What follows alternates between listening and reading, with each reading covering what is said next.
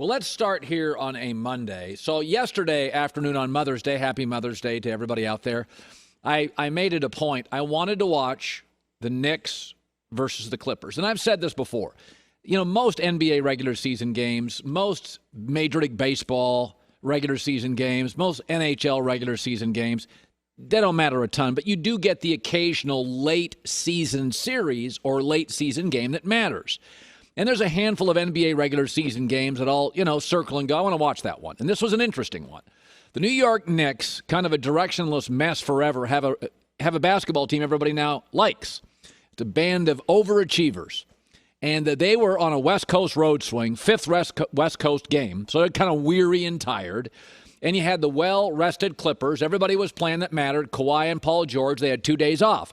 So my feeling was going into the game is, you're going to have a Clippers team rested with a bunch of energy, national TV game. But I think, the Knicks will fight for a while, but they're tired. Nope, that's not what happened. Nope, the Knicks fell behind 10-1. Were often behind and just kept fighting and outworked and outplayed and outdefended the Clippers in Los Angeles and won. And Julius Randle didn't play particularly great. This was about Reggie Bullock. This was about defense. This was about Derrick Rose. And I got to tell you, two things jumped out to me. First time in 25 years, the Knicks have a future because they have a direction. Okay, it's not just, hey, we got a bunch of cap space. Hey, we're going to land this glamorous free agent. Yeah, that never happens. This is actually a real team, a band of overachievers. They play real defense. They play really hard. There's about 7 guys that can give them somewhere between 12 and 18 points a night. They have an excellent head coach. And that's the second thing, is that they are not a championship team this year and maybe not next year. They're not. Expectations. Be realistic. This is what hurts organizations that aren't winning for a long time. They get unrealistic. Cleveland Brown fans are like, Super Bowl or bust. Cleveland's probably not going to win a Super Bowl. In fact, I'm going to go with they're not. But they're a playoff team. They can win playoff games. The Knicks are a playoff team. They can win a playoff series. But they don't have enough offense on a nightly basis to be a championship team. Also, one of the great advantages of the Knicks is they play their ass off. They play hard. That wins a lot of games in the regular season. But everybody in the playoff plays hard. And so that equals out, and you need talent. Brooklyn's going to play hard in the playoffs. Lakers going to play hard in the playoffs. These star-studded teams, they take nights off. They're not energized. I mean, they call Rajon Rondo playoff Rondo. He plays hard when the lights are on. But it doesn't matter to me because the Knicks now have a direction. It's so much easier in life to get somewhere when you actually point to something and you're going somewhere. And it's not just that the Knicks have been bad.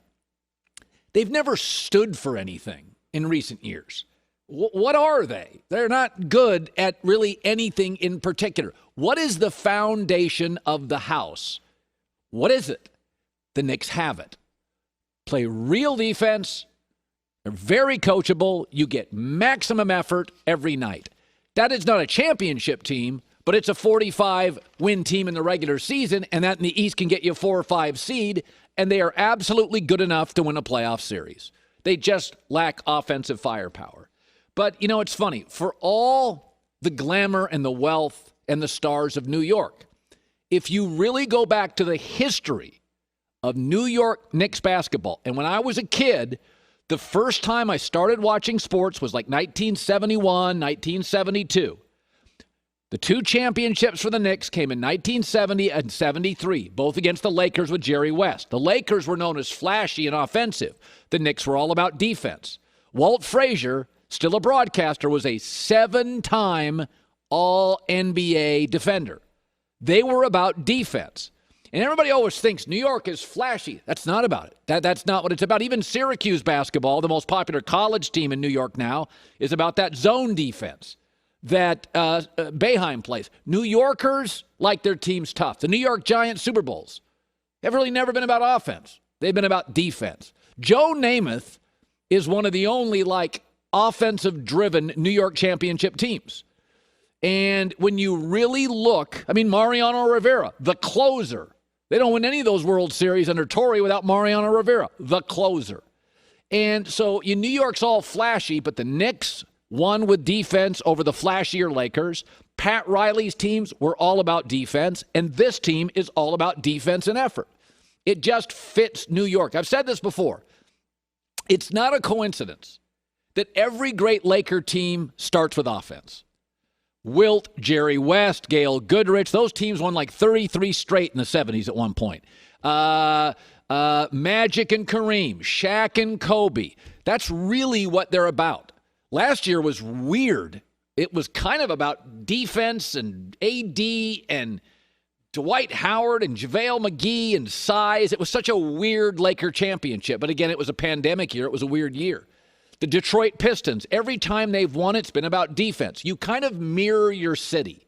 And if you go back and look at Knicks basketball, it's always been defense and tough and effort and Anthony Mason and Charles Oakley and Walt Frazier, and that's what this team is. They're not that gifted. Derrick Rose is kind of reinventing himself. He played great yesterday. Julius Randle is a max effort guy, not flashy, shoots threes better than he used to, but in a mathematical driven league now where threes beat twos, Lakers bailed on him. Nick said, okay, what else? We're not landing the stars we want. He's been great. They have R.J. Barrett. Reggie Bullock's a defender who plays hard.